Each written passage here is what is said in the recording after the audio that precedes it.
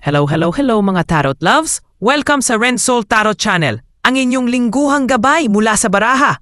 Kung gusto mong malaman ang enerhiya ng darating na linggo, love, career at life, tara, silipin natin yan dito sa iyong paboritong Tarot Tambayan. Kamusta mga minamahal kong Virgo? Handa na ba kayong malaman ang mensahe ng universe para sa iyong tarot love or relationship reading sa linggong ito?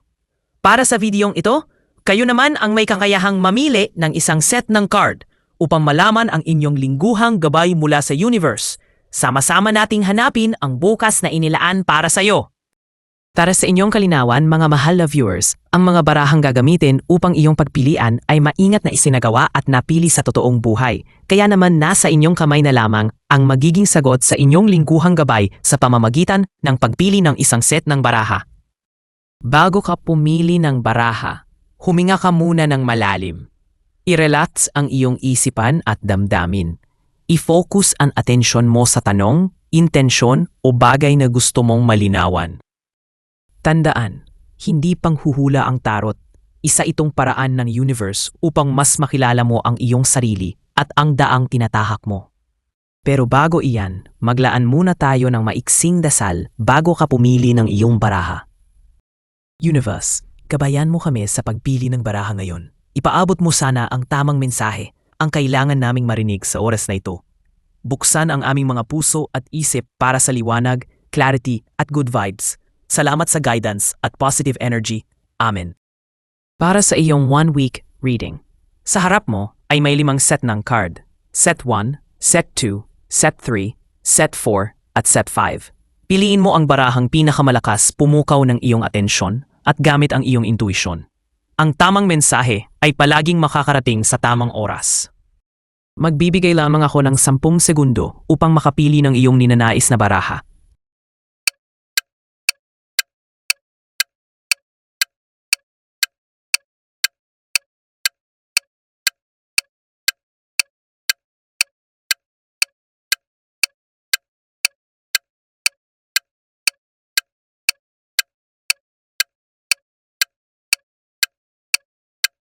Mula sa puntong ito ay marahil nakapili ka na ng iyong gabay para sa mga araw na ito. Tara, simulan na natin ang iyong reading. Para sa mga pumili ng set number 1, ang iyong napili ay Judgment, Page of Swords, 8 of Pentacles. Ngayong June 8 hanggang June 14, 2025 Virgo, ang hatid ni Judgment sa iyong love life ay Rebirth at Realization. May malaking moment kang mararanasan pagdating sa love life mo. Maaaring may bumalik mula sa past, isang ex o unresolved feelings, at kailangan mong tanungin ang sarili mo. May patutunguhan pa ba ito o closure na lang talaga? Oras na para maging totoo sa sarili mo at bitbitin ang lessons ng nakaraan. Sabi naman ni Page of Swords sa'yo Virgo, stalker alert, o baka ikaw ito Virgo. Someone's either checking up on you or ikaw ang quietly nag-o-observe ng isang tao, baka crush mo o current partner. Maging maingat sa mga salita. May tendency ka ngayon na maging masyadong direct o curious. Okay lang magtanong, pero wag interrogation ha. Use that sharp mind with kindness. Sabi naman ni 8 of Pentacles sa'yo, Virgo, pagdating sa relasyon, wala nang lugar para sa bahala na. Gusto mong ayusin, gusto mong i-build. Isa itong baraha ng effort at consistency. Kung single ka, this week ay magandang panahon para i-work ang sarili mo, emotionally and mentally, para sa love na gusto mong i-attract. Kung in a relationship ka naman, expect deep conversations about the future at teamwork, para mapalalim pa ang koneksyon ninyong dalawa. Sa kabuuan, Virgo, ang iyong love life ngayong June 8 hanggang June 14, 2025. Ang linggong ito ay para sa pagsusuri, pag-uusap, at pagpili kung sino ang worth ng effort mo. Ang pag-ibig ay hindi lang kilig Virgo, ito ay seryosong proyekto na may kasamang puso, isip at sipag. Huwag kang matakot magtanong, magpatawad at mag-invest, basta sa tamang tao at tamang dahilan. Para naman sa mga pumili ng set number 2, ang iyong napili ay The Moon, Page of Wands, 2 of Wands. Ngayong June 8 hanggang June 14, 2025 Virgo, ang hatid ni The Moon sa iyong love life ay Sa unang bahagi ng linggo, may kakaibang vibe sa paligid mo. Parang may hindi malinaw o may nararamdaman kang hindi mo maipaliwanag. Pwede itong konektado sa isang tao na bigla na lang bumalik o nagpaparamdam. Ingat sa mga ilusyon, hindi lahat ng sweet ay tunay na totoo. Ang the moon ay paalala na hindi lahat ng nakikita ay dapat agad paniwalaan. Baka may mga lihim o nararamdaman ka na hindi mo pa kayang sabihin. Ang payo ni the moon sa'yo, Virgo, makinig sa intuition mo. Kung parang may red flag, huwag i-disregard. Yung gut feel mo, hindi yan basta-basta. Sabi naman ni Page of Wands sa'yo, Virgo, pagdating sa gitna ng linggo, may bago o exciting na development sa love life mo. Maaaring isang taong adventurous at playful ang kumatok sa puso mo. Or baka ikaw mismo ang maging mas open sa kilig. The Page of Wands ay bata sa energy, punong-puno ng curiosity. Kung single ka, this might be someone who's different from your usual type. Kung may partner ka na, baka may bagong activity kayong susubukan na magpapalalim ng koneksyon nyo. Ang payo ni Page of Wands sa'yo, Virgo, i-enjoy ang moment pero huwag magmadali.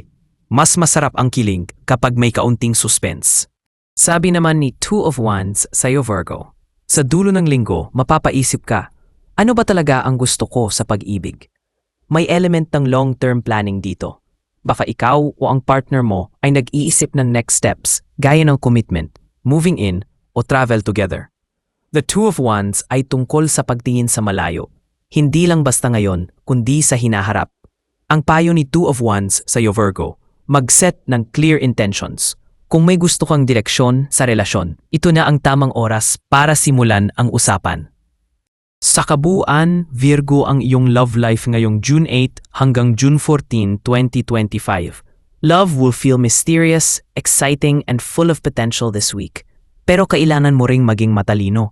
Alamin kung ano ang totoo, i-enjoy ang bagong simula at magplano para sa hinaharap. Para naman sa mga pumili ng set number 3, ang iyong napili ay King of Swords, Queen of Pentacles, Page of Wands. Ngayong June 8 hanggang June 14, 2025, Virgo, ang hatid ni King of Swords sa iyong love life ay, this week, ikaw ang hari ng emosyon mo. Meaning, hindi ka nagpapadala sa drama. Sa love life, magiging matalino ka sa pagdedesisyon. Kung may kinakausap ka na yun, lalabas ang side mong prangka, diretso at walang paligoy-ligoy. Posibleng may confrontation na mangyari kung saan ikaw ang may upper hand, pero tandaan, ang katalinuhan ay mas nakakabighani kung may kaunting lambing. Sabi naman ni Queen of Pentacles sa'yo, Virgo, ang energy mo ay mapagmahal at maalaga. Kung in a relationship ka, ikaw ang nagdadala ng stability at alaga.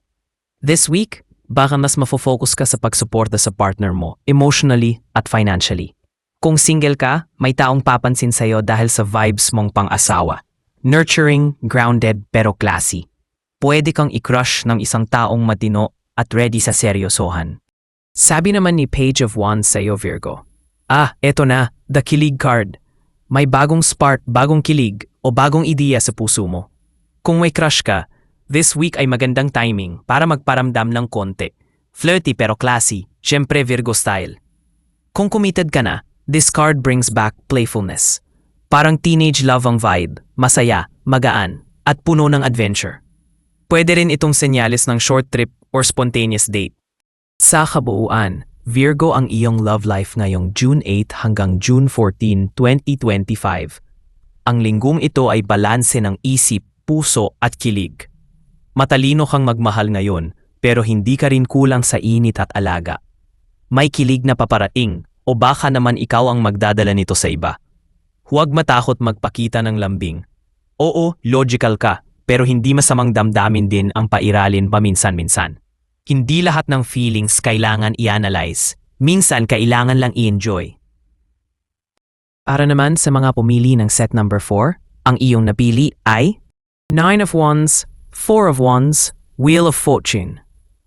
Ngayong June 8 hanggang June 14, 2025, Virgo, ang hatid ni Nine of Wands sa iyong love life ay, pagod ka na ba, besh? Mukhang pagod ka na sa kakaisip at kakabantay sa puso mo.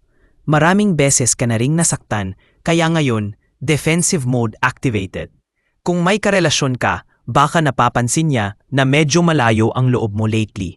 Kung single ka naman, parang laging may trust issues na humahad lang sa'yo.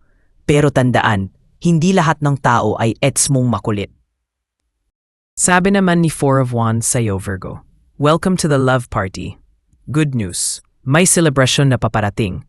Maaaring may reunion, date, or bonding na magaganap na magpapagaan ng loob mo. Kung may partner ka, ito ang time para magsaya at i-celebrate ang relasyon nyo. Huwag puro analysis paralysis.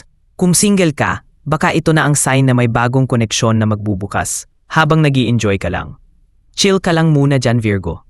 Hindi lahat kailangang planado. Sabi naman ni Wheel of Fortune sa'yo, Virgo, plot twist, besh. Expect the unexpected. May malaking pagbabago sa love life mo na hindi mo kontrolado. Pero huwag kang kabahan, kasi malaking ang tsansang ito ay pabor sa'yo. Kung single ka, may bigla ang kilig moment na hindi mo inaasahan. Kung taken ka, maaaring magkakaroon ng shift sa dynamics ng relasyon nyo. Pwedeng leveling up o kaya pagsubok na kailangang harapin ng magkasama. Sa kabuuan, Virgo ang iyong love life ngayong June 8 hanggang June 14, 2025. This week is about letting go of fear, celebrating love, and welcoming change. Huwag mong hayaang kainin ka ng mga dating sugat. May bagong energy na darating. And guess what? Hindi mo kailangang kontrolin lahat. Minsan, masaya rin yung sumabay lang sa agos, habang naka-blush on. At para naman sa pinakahuling set ng card, set number 5, ang iyong napili ay Four of Wands, Six of Pentacles, Strength. Ngayong June 8 hanggang June 14, 2025 Virgo, ang hatid ni Four of Wands sa iyong love life ay Virgo, may something na worth celebrating ngayong linggo. Kung in a relationship ka, posible na may milestone kayong maabot. Anniversary, paglipat sa bagong bahay, o simpleng bonding na may fireworks sa feelings. Sa mga single, may chance kang ma-meet ang someone sa isang gathering o reunion na hindi mo inaasahan. Kung may iniisip kang ligawan o kausapin, go for it. Mukhang magiging masaya ang resulta. Exciting! Sabi naman ni Six of Pentacles sa'yo, Virgo, balanse, Virgo. Sa pag-ibig, dapat give and take. Baka may tendency kang maging masyadong giver lately, emotionally, financially, o kahit sa effort. Tanungin mo ring sarili mo, natatanggap ko rin ba ang deserve kong care at atensyon? Kung may partner ka, magandang panahon ito para magtulungan. Hindi lang sa problema, kundi pati sa goals. Sa single life, maaaring may dumating na taong supportive. Someone na magpaparamdam sa'yo na worth it ka. Sabi naman ni Strength sa'yo, Virgo. Virgo, ito ang reminder na ang tunay na lakas ay hindi lang sa muscles. Nasa puso, patience, at tiwala sa sarili. Kung may tampuhan o emotional struggle ka lately, huwag mong hayaan na pride ang mangibabaw. Patunayan mong ikaw ang mas emotionally mature. Ito rin ay senyales na kung may pag-ibig kang pinipigil dahil sa takot o duda, panindigan mo na. You're stronger than you think, Virgo. At baka ito na ang time para ipaglaban ang gusto mong relasyon. Sa kabuuan, Virgo ang iyong love life ngayong June 8 hanggang June 14, 2025. Kung ipopost sa IG ang love life mo this week, siguradong ang caption mo ay soft heart, strong soul, balanced love. Kaya Virgo, enjoy mo ang linggong ito. Punong-puno ng kilig, healing, at hidden strength na unti-unti mong nadidiskubre sa sarili mo. At ayan na nga, Virgo, ang iyong tarot love o relationship reading para sa linggong ito. Sana'y nakatulong ito upang bigyan ka ng gabay at inspirasyon sa mga darating na araw. Tandaan, ikaw pa rin ang may hawak ng iyong kapalaran. Gamitin mo ang mga mensaheng ito bilang ilaw sa iyong landas. Kung naka-resonate sa iyo ang reading na ito, huwag kalimutan i-like, i-share, mag-subscribe at i-click ang notification bell para sa mga susunod pang readings. Muli, ito ang Ren Soul Tarot Channel. Maraming salamat sa panonood at magkita-kita tayo muli sa susunod na readings. Ingat ka palagi, Virgo!